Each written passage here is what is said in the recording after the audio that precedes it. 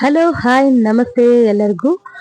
K9 wireless ಮೈಕ್ರೋಫೋನ್ನ unboxing ಮಾಡಿ ಯಾವ ಥರ ಯೂಸ್ ಮಾಡೋದು ಅಂತ ಈ ವಿಡಿಯೋದಲ್ಲಿ ನಿಮ್ಗೆಲ್ಲರಿಗೂ ತೋರಿಸ್ಕೊಡ್ತಾ ಇದ್ದೀನಿ. ಈ K9 ವೈರ್ಲೆಸ್ ಮೈಕ್ರೋಫೋನ್ನ ನಾನು ಆನ್ಲೈನಲ್ಲಿ ಬೈ ಮಾಡಿದೆ. ಇದು ಫಸ್ಟು ನೋಡುವಾಗ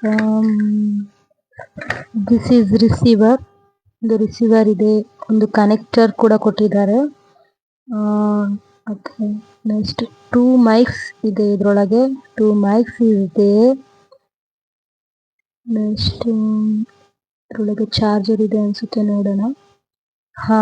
ಚಾರ್ಜರ್ ಇದೆ ಇದರೊಳಗೆ, ಚಾರ್ಜರ್ ವೈರ್ ಇದೆ.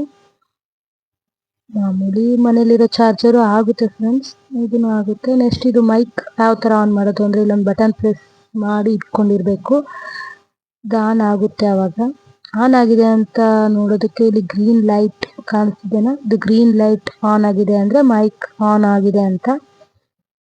ನೆಕ್ಸ್ಟ್ ಇದು ವಿಂಡ್ ಪ್ರೂಫ್ ನೆಟ್, ವಾಯ್ಸ್ನ ತುಂಬ ಕ್ಲಾರಿಟಿಯಾಗಿ ಕೊಡುತ್ತೆ ನಮಗೆ. ನೆಕ್ಸ್ಟು ಈ ರಿಸೀವರಿಂದ ಯಾವ ಥರ ಫೋನಿಗೆ ಕನೆಕ್ಟ್ ಮಾಡಬೇಕು ಅಂತ ನಾನು ತೋರಿಸ್ಕೊಡ್ತೀನಿ.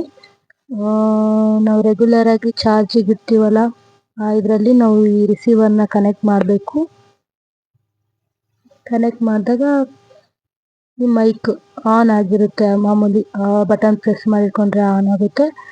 ನೆಕ್ಸ್ಟು ನಾವು ಯಾವ್ದಾರ ಲಾಗ್ಸ್ ಆಗಿ ಅಥವಾ ಏನಾರು ವಿಡಿಯೋನ ರೆಕಾರ್ಡಿಂಗ್ ಮಾಡೋದಿದ್ರೆ ನೆಕ್ಸ್ಟ್ ಮಾಡ್ಬೋದು ಫ್ರೆಂಡ್ಸ್. Thank you.